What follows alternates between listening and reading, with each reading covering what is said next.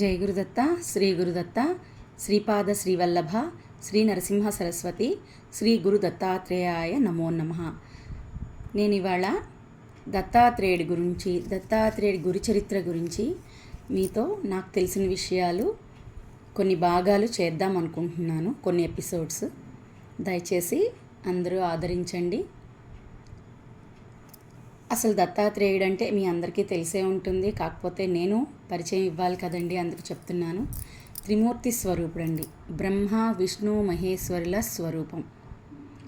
అలాగే ఆయన పత్ని అనఘామాత, ఆవిడ లక్ష్మీ సరస్వతి పార్వతీమాతల స్వరూపం.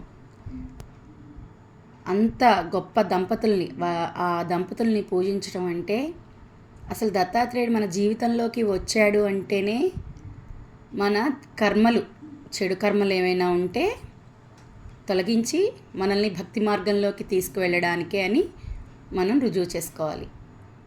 అందుకేనేమో నాకు కూడా ఈ వీడియో చేయాలి అనిపించింది. ఆ స్వామి దయలేందే మనం ఏమీ చేయలేమండి.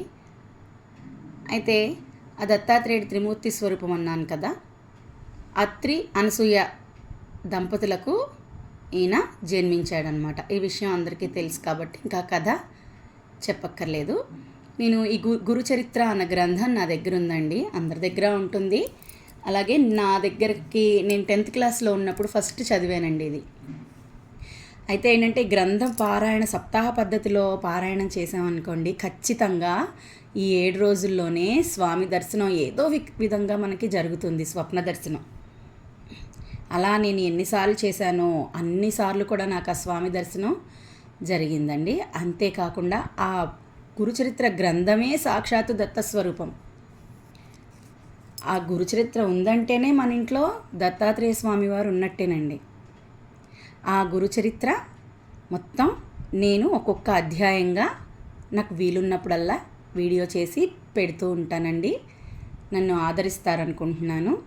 జై గురుదత్త, శ్రీ గురుదత్త.